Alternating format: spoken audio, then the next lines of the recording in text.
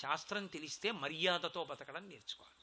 కాబట్టి ఇప్పుడు ఆవిడ శరజ్యోత్సన శుద్ధాం, తెల్లటి చంద్రబింబం శరత్కాలంలో ఎలా ఉంటుందో అటువంటి కాంతితో ఉంటుంది సరస్వతీదేవి.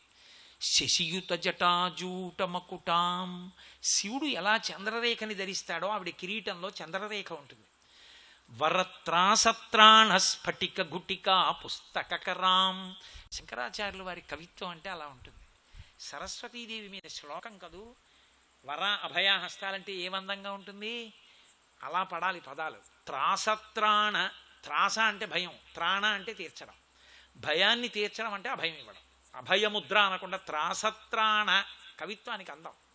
కాబట్టి వరత్రాసత్రాణ, వరముద్ర అభయముద్ర పట్టుకుని ఉంటుంది. వరత్రాసత్రాణ స్ఫటిక గుటికా పుస్తకరాం, కుడి చేతిలో స్ఫటిక గుటిక అంటే చేతిలో అక్షమాల, అక్షమాల అంటే 51 అక్షరములను మాతృకావర్ణములను మాల చేసి పట్టుకుంటుంది. ఎడం చేతిలో పుస్తకం పట్టుకుంటుంది. పుస్తకం చదవడం గొప్ప కాదు, పరదేవత యందు మనసు పెట్టి ధ్యానం చెయ్యడం గొప్ప. అందుకే జపమాలకి కుడి చేత్తో, ఎడం చేతి వైపు పుస్తకం. పుస్తకాలు చదువు మంచిదే, ఎన్నాళ్ళు చదువుతావు పుస్తకాలు? పుస్తకాలు చదివేస్తే కాదు, నువ్వు ధ్యానం చేసి పరదేవతానుగ్రహంతో పైకి రావాలి. ఆ ధ్యానం గొప్పది. అందుకే జపం, జపమాల. ఈ చేతిలో ఆవిడ జపమాల పట్టుకుంటుంది కుడి చేతి వైపు. అటువంటి తల్లిని సహృదయుడై ధ్యాననిష్టాగరిష్ఠుడైన వ్యక్తి ఒక్కసారి నమస్కారం చేస్తే చాలు. సకృన్నత్వా నత్వా కథమివ సతాం సన్నిధదతే, ఒక్కసారి నమస్కరిస్తే చాలు వాడికి. ఆవిడ ఏం చేస్తుంది? మధు క్షీర ద్రాక్ష మధురి మధురీణా పణితయ. 84 లక్షల జీవరాశులలో ఏ జీవికి లేని అదృష్టం పరదేవత ఒక్క మనుష్యుడికే ఇచ్చింది మాట్లాడడం. శ్రీరామ శ్రీరామ శ్రీరామ శ్రీరామని రామనామని చెప్పి తరించిపోవచ్చు.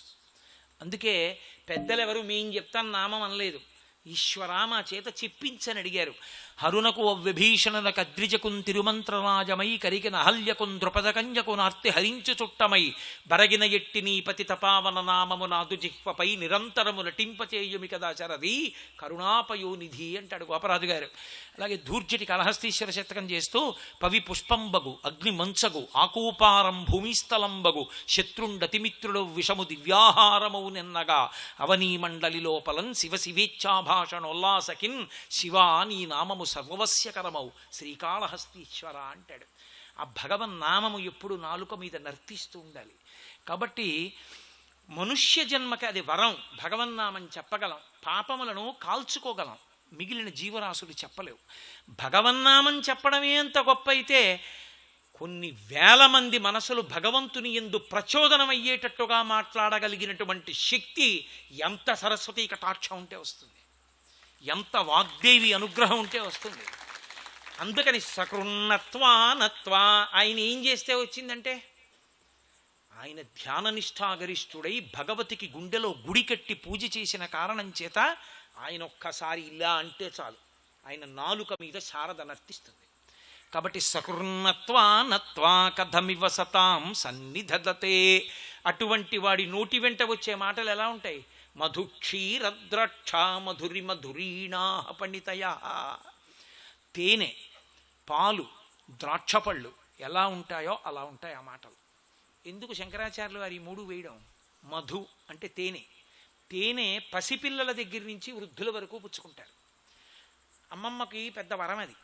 ఇంట్లో మనవడు పుట్టాడు అనుకోండి, మనవరాలో తెల్లవారుజామున 6 అయ్యేటప్పటికి అమ్మమ్మ తీసుకొచ్చి కొంచెం తేనె చెంచాలో వేసి ఆ వేలుతో ఇలా తీసి ఆ బోసి నోటికి రాసి అలవాటు చేస్తుంది. వాడు మొదట్లో కొంచెం నాక్కుంటాడు. తెల్లవారి తెలివి వచ్చిన దగ్గర నుంచి దీపం చూసి కాళ్ళు చేతులు కొట్టుకుని ఆడుకుంటాడు కూ అంటున్నాను. అమ్మమ్మ వచ్చి చెంచాతో ఇలా తేనె తీస్తుంది అంతే. వాడు కాళ్ళు చేతులు కొట్టేసుకుని ఆ తేనె కోసం గిజగిజగిజగిజలాడిపోతాడు. అమ్మమ్మ బోసినోట్లో తేనె రాస్తుంది.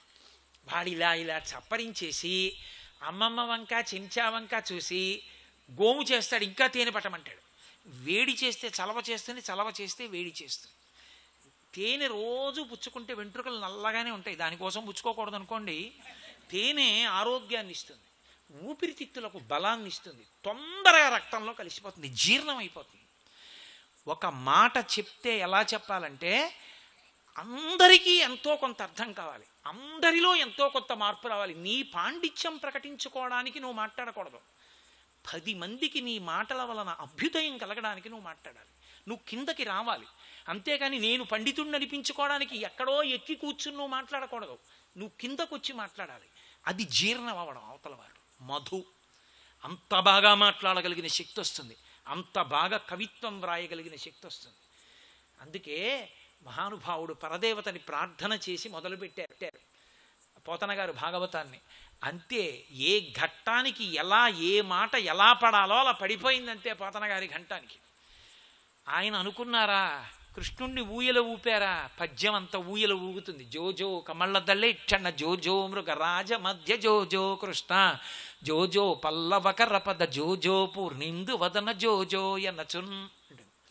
అదే పోతన గారికి చాలా కఠినమైన సత్యం చెప్పాల్సి వచ్చిందా. చేతులారంగ శివుని పూజింపడేని, నోరు నవ్వంగ హరికీర్తి నుడువడేని, దయయు సత్యంబు లోనుగా తలపడేని, కలుగనీటి తల్లుల కడుపు చేటు అంటుంది. ఆయనకే వృత్తానుప్రాస తిరగాలనుకుందా. విషధరరిపు గమనునికిని విషగళ్ళ సకునికి విమల విషసయనునికిన్ విషభవభవ జనకునికిని విషకుచతను విషము కొనుట విషమే తలపన్నని పడుతుంది. ఏ సందర్భానికి పద్యం ఎలా పడాలో అలా పడిపోతుంది. అది ఆయనకి సరస్వతి కటాక్షం. మధురి మధురీనాహ, మధు ఎలా ఉంటుందో అంత తేలికగా జీర్ణమై మధుర మధురముగా తీయగా వినబడి సంస్కరించగలిగినటువంటి మాటలు చెప్పగలిగినటువంటి శక్తి కలుగుతుంది. రెండవది క్షీరం, పాలు. పాలు పసిపిల్లలు తాగుతారు, వృద్ధులు తాగుతారు, వ్యాయామం చేసేవాడు తాగుతాడు, ఉపవాసం చేసిన వాడు తాగుతాడు. ఆఖరికి దీక్షలో ఉన్నవాడికి ఆహారం సరిగ్గా దొరకకపోతే కసిన పాలు తాగి పండు తింటాడు. పాలు సమీకృత ఆహారం, అందులో అన్నీ ఉంటాయి. అందుకే శివలింగానికి పాలతో అభిషేకం. కాబట్టి ఆ ఆవు పాలున్నాయే అవి ఎంత సమీకృత ఆహారమో, ఎంత తెల్లగా ఉంటాయో, ఎంత స్వచ్ఛంగా ఉంటాయో, ఎంత కమ్మగా ఉంటాయో, ఎంత తొందరగా జీర్ణం అవుతాయో, ఎంత చక్కగా బలాన్ని ఇస్తాయో, అంత తేలికగా వినడానికి చక్కగా ఉండి జీర్ణమై బలాన్ని ఇచ్చేటటువంటి మాటలు అయి ఉంటాయి. భగవంతుడి వైపు తిప్పగలిగినవి అయి ఉంటాయి. అసలు నిజానికి ఇవి ఉన్నది శంకరాచార్యుల వారికి. ఎందుకో తెలుసా? ఆయన పుట్టింది వైశాఖ మాసం, వైశాఖ శుక్ల పంచమి ఆయన అవతారం. వైశాఖ శుక్ల పంచమి, వైశాఖ మాసానికి సంస్కృతంలో మధుమాసము అని పేరు. మధుమాసం చైత్రమాసం, మాధవ మాసం వైశాఖ మాసం. మాధవ మాసంలో పుట్టారు ఆయన. వైశాఖ శుక్ల పంచమి. వసంత ఋతువులో చైత్ర వైశాఖ మాసాల్లో 2 వస్తాయి, మల్లె పువ్వు, మామిడి పండు. మల్లె పువ్వు వాసనకి ప్రసిద్ధి, మామిడి పండు తీపికి ప్రసిద్ధి. మల్లె పువ్వంత సువాసనలతో, మామిడి పండంత తీయగా శ్రేష్టంగా జీర్ణము కాగలిగినంత గొప్ప వాంగ్మయాన్ని ఇచ్చిన మహాపురుషులు శంకర భగవత్పాదులు వైశాఖంలో వచ్చారు. కాబట్టి ఆ పాలు ఎటువంటివో అటువంటివి. ద్రాక్ష పండ అసలు చెప్పక్కర్లేదు. లోకంలో తొక్క తీయవలసిన అవసరం లేకుండా పళ్ళు లేనివాడు కూడా తినేయడానికి, పళ్ళున్నవాడు తినడానికి కంఠానికి అడ్డుపడిపోయిందని బెంగపెట్టుకోవలసిన అవసరం లేని పండు ద్రాక్ష పండు ఒకటే. దానికి ఏం తొక్క తీయక్కర్లా. అందులో వేసవి కాలంలో ఫ్రిడ్జ్లో పెట్టి బయటికి తీసి మంచి వడగాట్పు వేస్తున్న వేళ స్నానం చేసి వచ్చి సంధ్యావందనం చేసుకుని బాల్కనీలో కూర్చుని ప్రియమార భార్య చిన్న పాత్రలో ద్రాక్ష పళ్ళు అట్టుకొస్తే ఒక్కొక్కటి సీతి నోట్లో వేసుకుని పంటితో కూడా కొరక్కుండా నాలుకతో ఉపరితలానికి పెట్టి నొక్కితే అది ఇలా చిమ్మితే లోపల తీయగా చల్లగా రసాన్ని స్వర్గానికి బెత్తెడు దూరంలో నించున్నట్టు ఉంటుంది. అంత తేలిగ్గా పసిపిల్లల నోట్లో ఇలా చిదిపి పెడితే, వాడి నోట్లో పెట్టి ఇలా చిదిపితే వాడు కూడా చప్పరిస్తాడు కాసేపు. ఎవరికి ఏమీ హాని చేయదు. తొక్క తీయాలన్న బాధ కూడా లేదు, ఏదో కష్టపడి అర్థం చేసుకోవాలన్న బాధ లేదు. కష్టమంతా వాళ్ళు పడి అందంగా మనకు అందించేస్తారు. అంత గొప్ప మాటలు చెప్పగలిగిన సరస్వతీ కటాక్షం దేనివల్ల వస్తుందంటే సరస్వతీదేవి అనుగ్రహం వల్ల వస్తుందన్నారు శంకరాచార్యులు వారు. కాబట్టి శరజ్యోత్స్నా శుద్ధాం శశియుత జటాజూటమకుటాం వరత్రాసత్రాణ స్ఫటిక గుటికా పుస్తకరాం సకృన్నత్వా నత్వా కథమవసతాం సన్నిధదతే మధుక్షీరద్రాక్షా మధురి మధురీణా ఫణితయ. కాబట్టి ఆ తల్లిని పరదేవతని ప్రతిరోజు ఎవరు ప్రార్థన చేస్తారో, ఎవరు నమస్కరిస్తారో వారికి ఏం కలుగుతుందో చెప్పారు శంకర భగవత్పాదులు. సరస్వత్యాల్ అంటే మీకు అర్థమైపోయి ఉండాలి, అమ్మవారి పూజ చేత ఈ ఫలితం వస్తుంది అని ఫలశ్రుతితో పూర్తి చేసేస్తున్నాను అంటే ఉపన్యాసం పూర్తి చేస్తున్నానని గుర్తు. సరస్వత్యా లక్ష్మ్యా విధిహరి సపత్నో విహరతే రతే పాతివ్రత్యం శిథిలయతిరం ఏన వపుషా చిరంజీవన్నేవ పశుపాశవ్యతికరః పరానందాభిక్యం రసయతి రసం తద్భజనవాన్ అన్నారు. సరస్వత్యా లక్ష్మ్యా విధిహరి సపత్నో విహరతే. రోజు అమ్మవారి పాదములకు నమస్కరించిన వాడికి మొట్టమొదట వచ్చేది సరస్వతీ కటాక్షం. ఎందుచేతో తెలుసా? ముందు లక్ష్మి చెప్పలా శంకరాచార్యులు వారు. అత్యంత పూజనీయము. రెండు వస్తువులు అక్కడ పెట్టారనుకోండి, ఒకదానికన్నా ఒకటి గొప్పదని చెప్పడానికి ఏం చేస్తారంటే ఏది రెండవ దానికన్నా గొప్పదో ఆ గొప్పదాన్ని కుడి చేతి వైపు పెడతారు, అంతకన్నా కొంచెం తక్కువ దాన్ని ఎడం పక్కన పెడతారు. తక్కువదంటే వాళ్ళిద్దరి మధ్య ఎక్కువ తక్కువలని కాదు, మనకి అనుసంధానం అవడంలో అని. పరదేవతకి సచామర రమావాణి సవ్యదక్షిణ సేవిత అని ఒక నామం. కామాక్షి అమ్మవారికి లలితాపరాభట్టారికా స్వరూపానికి కుడి చేతి వైపు లక్ష్మీదేవి ఉంటుంది, కుడి చేతి వైపు సరస్వతీదేవి ఉంటుంది, ఎడం చేతి వైపు లక్ష్మీదేవి ఉంటుంది.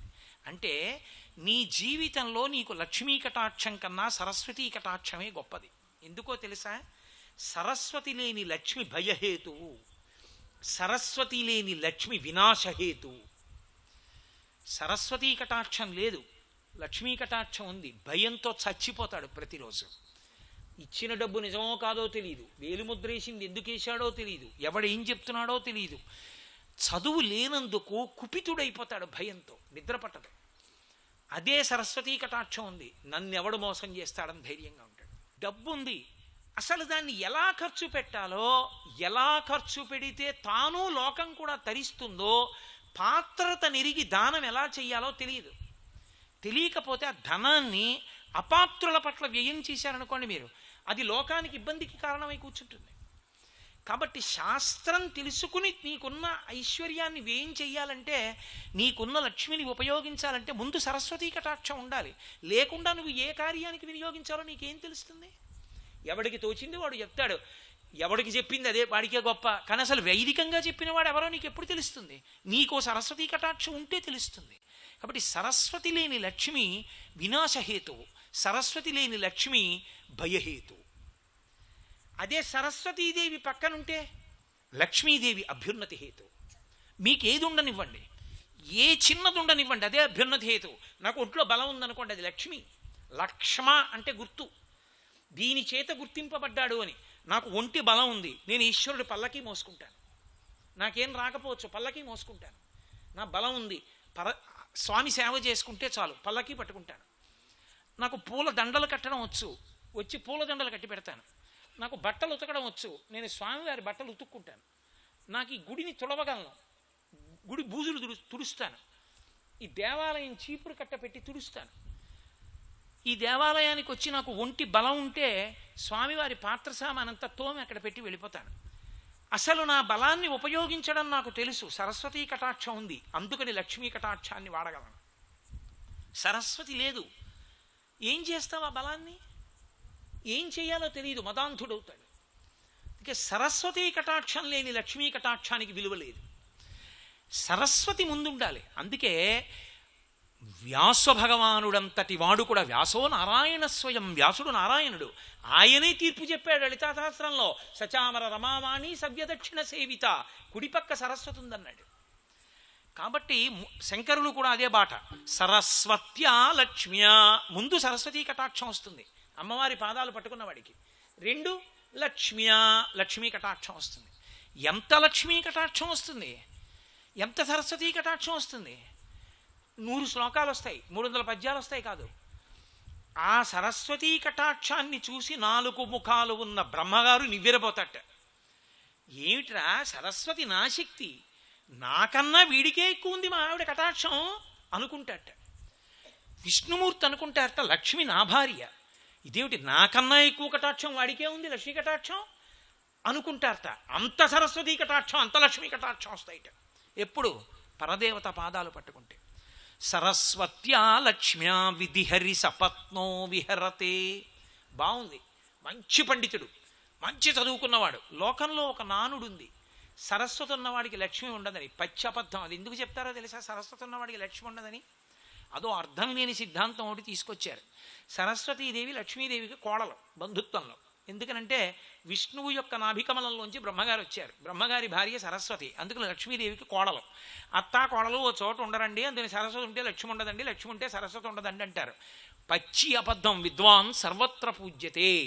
సరస్వతీ కటాక్షం ఉన్నవాడు పొందినంత అనుగ్రహాన్ని, అంత లక్ష్మీ కటాక్షాన్ని, అంత భోగాన్ని ఎవడూ పొందలేడు. అయితే దాని మీద వాడికి స్పృహ ఉండదు, దానికోసం వెంపర్లాడడం. ఒక్కటే గుర్తు మీకు చెప్తా, మీలో చాలామంది నాకన్నా డబ్బున్న వాళ్ళే. మీ అందరూ కింద కూర్చుని నా ఒక్కడికి ఇంత పరుపు ఎందుకు వేశారు? 4 మాటలు చెప్పాను నేనా?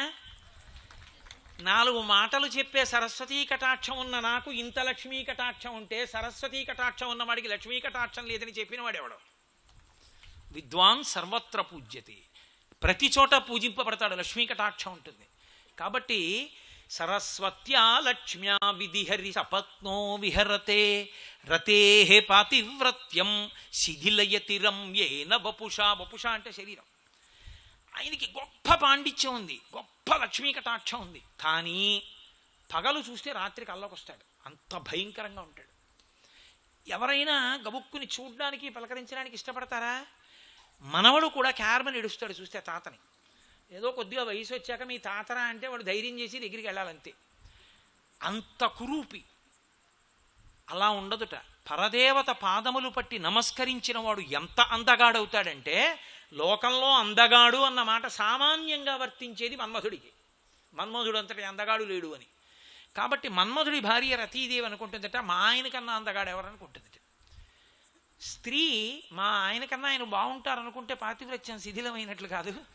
కాబట్టి రతీదేవి అనుకుంటుందిట, అమ్మవారి పూజ చేసిన వాడిని చూసి, అమ్మ మా ఆయన కన్నా ఆయనే బాగున్నాడే అంటుందిట. అంటే అంత అందగాడు అవుతాడు. శిథిలయతిరం ఏన వపుష. రతీదేవి పాతివ్రత్యం శిథిలమం చేయగలిగినంత అందగాడు అవుతాడు. అంటే మన్మధుడి కన్నా అందగాడిగా కనపడతాడు. అన్నీ ఉన్నాయి. సరస్వతీ కటాక్షం ఉంది, లక్ష్మీ కటాక్షం ఉంది, అందం ఉంది. ఆయుర్దాయమే లేదు. కానీ ఉపయోగం ఉందా? ఉండదు. పరదేవత పాదములు పట్టుకున్నవాడు చిరంజీవన్నేవ 100 సంవత్సరములు బతుకుతాడు. లక్ష్మీ కటాక్షం ఉంటుంది, సరస్వతీ కటాక్షం ఉంటుంది. మనవల్ని చూస్తాడు, ముని మనవల్ని చూస్తాడు. హాయిగా సంతోషంగా పుణ్యకార్యం మీద పుణ్యకార్యం చేస్తూ, అదే పనిగా పీటల మీద కూర్చుంటూ, ఇంటికి మంగళతోరణం వేలాడుతూ, వచ్చేవాళ్ళు వెళ్ళేవాళ్ళు, భగవత్కార్యాలు, భోజనాలు, సంతోషం, ఎప్పుడు ఉత్సవాలు, ఆనందం, సంతోషం నడిచిపోతూ ఉంటుంది. ఇలా 100 ఏళ్ళు బతికేస్తే సరిపోతుందా? కాదు. శంకరుడు అన్నారు, క్షపిత పశు పాశవ్యతికర. 100 ఏళ్ళు జీవించడం కాదు, పశువుగా ఉంటాం మనం. ఎందుకని? జన్మ ఒక రాట, కర్మ పాశము. అక్కడ కట్టబడతాడు, ఇక్కడ కట్టబడతాడు, పశువై తిరుగుతూ ఉంటాడు. భగవతి యొక్క అనుగ్రహము చేత కర్మపాశములు తెగిపోతాయి. కాబట్టి పశువు పశుపతి యందు కలిసిపోతాడు. జ్ఞానమును పొంది, భక్తితో కూడిన కర్మాచరణము వలన వైరాగ్యము జ్ఞానము పొంది, ఇక్కడ సమస్తమైనటువంటి భోగములు అనుభవించి, చాలా తేలికగా నేను జీవుడను కాను బ్రహ్మమన్న విషయాన్ని జీవబ్రహ్మైక్య సిద్ధి వలన ఇరుకలోకి తెచ్చుకొని, సాక్షి మాత్రంగా శరీరాన్ని విడిచిపెడుతూ, పశుపాశవ్యతికర, పశుపాశములను తొలగతోసుకుని, పరానందాభిక్యం రసయతి రసం తద్భజనవాన్. తద్భజనవాన్. అమ్మా, నిన్ను భజించిన వాడున్నాడే, పూజించిన వాడున్నాడే, నమస్కరించిన వాడున్నాడే, స్తోత్రం చేసిన వాడున్నాడే, వాడు చిట్ట చివర, ఓ తల్లి, ఇక్కడే ఈ లోకంలోనే 100 ఏళ్ళు బ్రతికి ఇక్కడే మోక్షాన్ని పొందుతాడు. మోక్షం అంటే చచ్చిపోయాక వచ్చేది కాదు, జీవన్ముక్తుడు అంటారు. జ్ఞానము చేత ఆత్మ ఎరుకలోనికి వచ్చి, ఇది నేను కాదన్న స్థితి యందు బాగా ఊంచుకుని నిలబడతాడు. ఇది పడిపోతున్నప్పుడు కూడా సాక్షిగా చూస్తాడు. అమ్మా, అటువంటి జీవన్ముక్తుడు ఇక్కడే కాగలడు. ఇన్ని ఫలితములు ఇవ్వగలిగిన ఓ పరదేవత, నీ పాదములకు నమస్కారం అన్నారు శంకరాచార్య. కాబట్టి సరస్వత్యా లక్ష్మ్యా విధిహరి సపత్నో విహరతే రతే పాతివ్రత్యం శిథిలయతి రంయేన వపుషా చిరంజీవన్నే వక్షపిత పశుపాశవ్యతికర పరానందాభిక్యం రసయతి రసం త్వద్భజనవాన్. అంత గొప్ప స్వరూపం నా తల్లిది. అటువంటి పరదేవత, అటువంటి లలితా వైభవం, అటువంటి తల్లి ధ్యానం, అటువంటి తల్లి పూజ, అటువంటి తల్లి నామ సంకీర్తనం, అటువంటి తల్లి గురించి వినడం ఎంతో గొప్పది. శ్రవణం నక్షత్రం పౌర్ణమితో కలుస్తుంది కాబట్టి శ్రావణ మాసం పరమ ప్రఖ్యాతమైన శ్రవణం నక్షత్రం శ్రీ మహావిష్ణువుది. కాబట్టి ఇద్దరూ స్థితికాల లక్షణం. అమ్మవారే విష్ణువు, విష్ణువే అమ్మవారు. అందుకే కదూ నారాయణుడి దేవాలయం కట్టగానే ఆ స్తోత్రం నాతో చెప్పించింది. ఇద్దరు వేరైతే ఇక్కడ నన్ను కూర్చొనిస్తుందా? ఇద్దరు ఒకటనడానికి ఇంతకన్నా తార్కాణం ఏం కావాలి? కాబట్టి ఇంత పరమ పవిత్రమైన కాలంలో అన్నీ తెలిసి ఉండి కూడా, ఇవన్నీ మీకు తెలుసు, ఇవన్నీ తెలిసి ఉండి కూడా మాకు తెలుసునని అనుగ్రహించగలిగిన శక్తి ఈ దేవాలయంలో వృద్ధి కావాలని ఆ పరమేశ్వరుడి యొక్క, పరదేవత యొక్క పాదములకు సాంజలి బంధకంగా నమస్కరిస్తూ ఇవాళ చేసిన ఈ ఉపన్యాసం పూర్తి చేస్తూ మీ అందరి దగ్గర సెలవు తీసుకుంటున్నాను. సర్వం శ్రీ ఉమామహేశ్వర పరబ్రహ్మార్పణమస్తు. స్వస్తి.